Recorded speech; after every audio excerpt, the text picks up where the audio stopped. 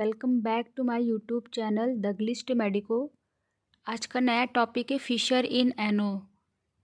ये बहुत important topic है, ये भी बहुत बार क्वेश्चन पूछा जाता है। So let's begin new topic fissure in ano. Fissure in ano जो होता है एक टीयर होता है या फिर एक स्प्लिट होता है in the lining of the anal canal. एक टीयर होती है जो कि कॉज क्या करती है, पेन करती है ऑन डिफिकेशन। डिफिकेशन के टाइम जो है पेन प्रोड्यूस करती है। तो देखते हैं किस तरीके से एक लॉन्गिट्यूडनल टीयर होता है। जैसे ये रेक्टम है और ये एनल कैनाल है, ठीक।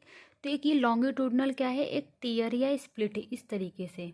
ये स्किन पेरिनल स्किन है, ठीक है। तो ये जो लॉन्गिट्यूडनल टीयर, ये जो स्प्लिट है, जब डिफिकेशन करते हैं, जब स्टूल यहाँ से पास होता है तो उस समय जो है पेन होता है। ये स्प्लिट हुआ है तो हार्ड स्टूल जब इस पास करेगा तो पेन प्रोड्यूस करेगा, इस कॉल्ड फिशर। इसी को फिशर कहा जाता है। अब देखते हैं आगे क्या है। लोकेशन ऑफ डेंटेट लाइन, मतलब ये जो जनरली फिशर जो है वो dentate line usually 2 centimetre below the anal verge, यानी कि ये एनल कैनाल है। एनल कैनाल ये रेक्टम हो गया और यहाँ पे जो है ये मान लीजिए ये जो है ये डेंटेट लाइन है। तो ये डेंटेट लाइन जो है और ये पेरिनल स्किन है। तो ये 2 डेंटेट लाइन जो है इसके बीच में 2 सेंटीमीटर लॉन्गिट्यूडनल क्या है, स्प्लिट जो है प्रेजेंट होता है। यही लोकेशन होती है इसके, below to location on the dentate line. यही स्प्लिट जो है ये लोकेशन होती है। ये मेनली जो है पोस्टीरियरली प्रेजेंट होता है, एंटीरियरली भी होता है, वो 10% होता है, लेकिन पोस्टीरियर मिड लाइन जो होता है एट 6 o'clock पोजीशन में जो है लोकेट होता है। जनरली ये इसकी पोजीशन होती है फिशर की। तो longitudinal split in the anoderm from anal verge to the dentate line. मैंने बताया कि ये देखिए ये लिखा है कि एनोडर्म टू डेंटेट लाइन, यानी ये जो स्किन है यहाँ से लेकर के यहाँ तक जो लॉन्गिट्यूडनल स्प्लिट होता है इसको ही हम फिशर कहते हैं। टाइप जो होता है अक्यूट फिशर होता है और क्रॉनिक फिशर होता है। अक्यूट फिशर मतलब इसका ऑनसेट कैसे होता है, सडन ऑनसेट होगा और इसकी जो मतलब टाइमिंग जो है लेस देन 6 वीक्स होगी। और क्रॉनिक फिशर जो होता है वो मोर देन 6 वीक होगा। और एक और टाइप है जैसे इसका primary fissure, secondary fissure. Primary fissure जो होता है इसकी कोई कॉज पता नहीं होता। सेकेंडरी फिशर का कॉज जो होता है कॉन्स्टिपेशन हो या फिर इन्फ्लामेटरी बाउल डिजीज प्रेजेंट होती हैं। अक्यूट फिशर और क्रॉनिक फिशर में कुछ और भी डिफरेंस होते हैं। आइए उससे पता करते हैं क्या क्या डिफरेंसेस होते हैं। जैसे कि मैंने बताया कि अक्यूट फिशर और क्रॉनिक फिशर। अक्यूट फिशर मतलब इसमें ऑनसेट जो होता है सडन होता है, इसमें क्या होता है कुछ टाइम लगता है। जैसे कि वेजाइनल डिलीवरी हुई हो या फिर उसके बाद फॉलोइंग हार्ड स्टूल हुआ तो अक्यूट फिशर में, लेकिन इसमें जो ड्यूरेशन ऑफ सिम्टम जो है बहुत टाइम लगाता है, मतलब महीने लग जाते हैं। इसमें पेन होगा, इसमें भी पेन होगा, ब्लीडिंग देखने को मिलेगी, इसमें भी ब्लीडिंग देखने को मिलेगी, सीवियर बर्निंग आफ्टर डिफिकेशन इसमें भी ये देखने को मिलेगा। लेकिन यहाँ पे इचिंग अराउंड एनल ओपनिंग जो होती है नहीं होगी, लेकिन यहाँ पे प्रेजेंट होंगी। इचिंग जो होती है यूजुअली प्रेजेंट रहेगी एनल ओपनिंग में। और इसमें जो है पीआर जो है बहुत वेरी पेनफुल होगा। इसमें नॉर्मली पेनफुल रहेगा। उसमें जो होता है इसमें कोई टैग ऑफ स्किन जो है नहीं प्रेजेंट होगा। इसमें सेंटिनल पाइल जो है टैग ऑफ स्किन जो है प्रेजेंट होगा। तो ये डिफरेंस है, कुछ डिफरेंस है अक्यूट फिशर और क्रॉनिक फिशर में, ठीक है। क्रॉनिक फिशर जो होता है इसमें कैरेक्टराइज बाय ट्रायड। ये ट्रायड बहुत इंपॉर्टेंट है। अगर ये तीनों चीज़ें अगर मिल जाती है तो हमें एकदम कंफर्मेशन के साथ कह सकते हैं कि उसे क्रॉनिक फिशर है।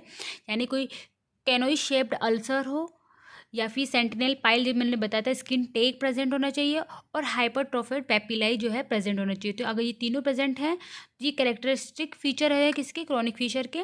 This is the characteristic feature of triad. ये तो इंपॉर्टेंट है, इसको ध्यान रखना, ठीक। देख लीजिए आप, canoe shaped ulcer, sentinel pile और हाइपरट्रोफिड पेपिलाई। पैथोफिजियोलॉजी की बात करते हैं कि इसमें क्या है। जो इंटरनल एनल स्फिंक्टर है इसका मेन कॉज ये है कि इसमें स्पाज्म हो जाता है और पेशेंट को जो है कॉन्स्टिपेशन भी रहता है। तो आइए पैथोफिजियोलॉजी किस तरीके से होती है। तो कॉन्स्टिपेशन रहेगा तो एक्सेसिव जब स्टूल पास करेगा तो उससे बहुत स्ट्रेनिंग होगी at the time of defecation जब स्टूल पास करेगा। तो फीकल मैटर जो है पास करेंगे through the inner anal sphincter, जो कि वहाँ पे क्या है इंटरनल एनल स्फिंक्टर में स्पाज्म है। तो वहाँ पे इंजरीज होगी, तो वहाँ पे फिशर होगा, मतलब इंजरीज होगी। तो वहाँ पे पेन जो है sensitive mucosa of anal canal, तो वहाँ पे क्या होगा, पेन होगा। तो मेनली ध्यान रखना है कि कॉन्स्टिपेशन होगा, कॉन्स्टिपेशन है तो वहाँ पे एक्सेसिव स्ट्रेनिंग होगी, तो एनल स्फिंक्टर जो है, इंटरनल एनल स्फिंक्टर जो है वो इंजर कर जाएंगे, जहाँ से क्या होगा, पेन होगा during defecation. This is the this pathophysiology of Fisher.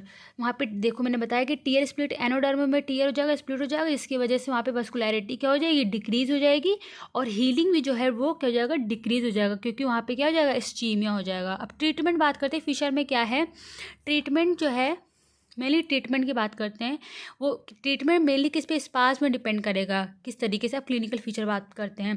Clinical feature मैंने बताया कि पेन होगा ड्यूरिंग डिफिकेशन, और ब्लड भी हमें ब्लड स्टेन दिखाई देंगे, striking of blood over stool जो होता है, तो स्टूल के साथ साथ हमें ब्लड भी दिखाई देगा, मतलब दिखाई देगा। और इसमें जो DRE जो है, डिजिटल रेक्टल एग्जामिनेशन, जो कॉन्ट्रा इंडिकेटेड होती है, वो नहीं की जा सकती है।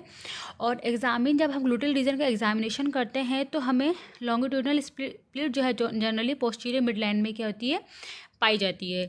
मैनेजमेंट की बात करें, मैनेजमेंट जो होता है कंजर्वेटिव मैनेजमेंट, हम क्या करें, फाइबर डाइट लें, सॉफ्ट स्टूल रहे और हाई फाइबर डाइट, और सिर्फ बात मैंने बताया था कि गर्म टब में बॉईल करके पानी उसमें बैठ जाना, तो ये इज कॉल्ड सिर्फ बात, ये कंजर्वेटिव मेथड होता है। ट्रीटमेंट जो है, मेडिकल ट्रीटमेंट में जो है क्या कर सकते हैं, मेडिकल ट्रीटमेंट में हम जो है इसमें नाइट्रेट जो होता है 0.2% नाइट्रोग्लिसरीन का यूज़ कर सकते हैं, या फिर बोटॉक्स इंजेक्शन जो है, इन स्फिंक्चर जो IRE जो क्या बोलते हैं, इंटरनल एनल स्फिंक्चर है, वहाँ पे बोटॉक्स इंजेक्शन का स्फिंक्चर कर देंगे। और एक ये है कि नोटाराज लेटरल स्फिंक्चरेक्टोमी कर दें, तो ये जो है ट्रीटमेंट ऑफ चॉइस जो रहती है वो ये होती है लेटरल स्फिंक्चरेक्टोमी। इसमें क्या करते हैं, इसमें जो है जो कि इंटरनल एनल स्फिंक्चर जो होता है उसे क्या बोलते हैं, डिवाइड करते हैं लेटरली, और एनल, और दूसरा प्रोसीजर है एनल एडवांस फ्लैप करते हैं। सो आई होप आपको ये समझ में आ गया होगा, फिशर इन एनो आपको समझ में आ गया होगा। सो मेरे चैनल को सब्सक्राइब कीजिए, लाइक कीजिए, बाय बाय।